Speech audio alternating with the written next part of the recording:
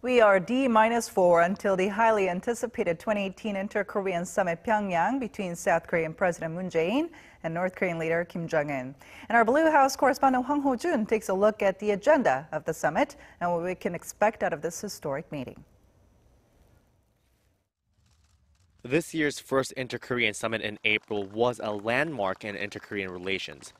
The second one, behind closed doors in May, resuscitated talks between Pyeongyang and Washington and ultimately made possible the historic Kim-Trump summit in Singapore.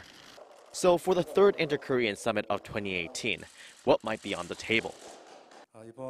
In this summit, the two Koreas have agreed to review the implementation of the Panmunjom Declaration and discuss its future direction. Also, they will draw up practical ways to establish a lasting peace and to ensure joint prosperity, especially through the denuclearization of the Korean Peninsula. Probably the most significant point to watch this time in Pyongyang will be President Moon resuming his role as the so-called mediator between North Korea and the U.S., especially with relations between Pyongyang and Washington seemingly deadlocked.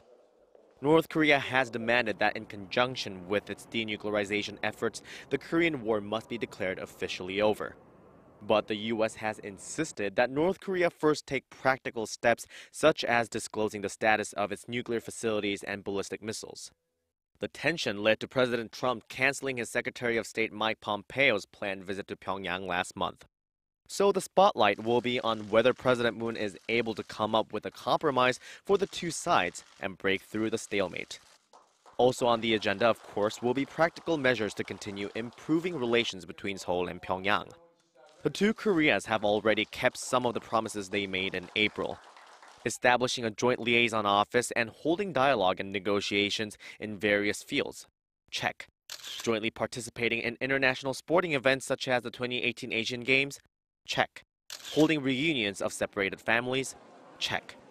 And of course, the summit in Pyongyang itself is also a fulfillment of the Panmunjom Declaration. So this time, it seems they'll need to talk about easing military tensions and boosting their economic cooperation. President Moon has insisted that advancements in inter-Korean relations are the driving force behind the denuclearization of the Korean Peninsula. It will be the first time the two leaders have met in 4 months, so the world is eager to hear their assessment of how much progress has been made toward the goal of putting a formal end to the Korean War by the end of this year, as stated in the Panmunjom Declaration. Hwang Hojun, Arirang News.